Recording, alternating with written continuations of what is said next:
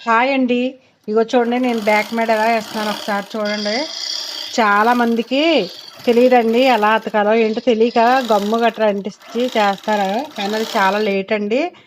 దానికంటే మనకి ఈజీగా ఉండే పద్ధతిలో మన ఈ రెండు మెడ కట్ చేసుకున్నప్పుడు ఈక్వల్గా నా ఒరిజినల్ కూడా పీస్ కూడా కట్ చేసుకుంటే కనుక చక్కగా ఇది ఇలా సమానంగా అయితే అతికేసుకోవచ్చండి. తర్వాత మనం ఎటువంటి అడ్జస్ట్మెంట్లు అవసరం లేదు, డైరెక్ట్గా అతికేసుకోవచ్చు. చూడండి, ఇలాగా నీట్గా మెడ అతికేసుకున్న తర్వాత అదే షేప్లో నెక్ సంఖ కూడా మనం కుట్టేసుకుని ఇలా సమానంగా మొత్తం చిత్రంగా మనం కుట్టేసేసుకుంటే చాలా నీట్గా ఉంటుందండి.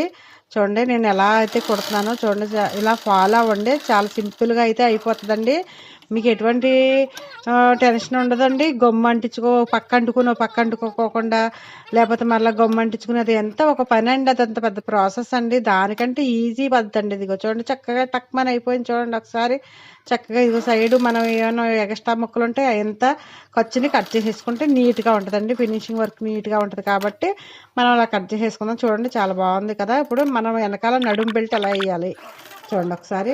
మనం 2 అంగుళాల ముక్క అయితే నేను తీసుకుని దాన్ని అయితే జాయింట్ చేస్తున్నాను. చూడండి, అంటే ఒక పీస్ అయితే సరిపోదు కాబట్టి నేను జాయింట్ వేసుకున్నానండి. చూడండి, కూర ఉన్న పక్కన మనం తీసుకుంటే మనకి ఈజీగా ఉంటుంది. చూడండి, అంటే టైం సేవ్ అవుతుంది, అంచు కుట్టడం కూడా సేవ్ అవుతుంది. చూడండి, చక్కచక్కమంట అయితే నేనైతే కుట్టేస్తున్నాను. చూడండి, ఇలా ఫాలో అవ్వండి, చాలా బాగుంటుంది.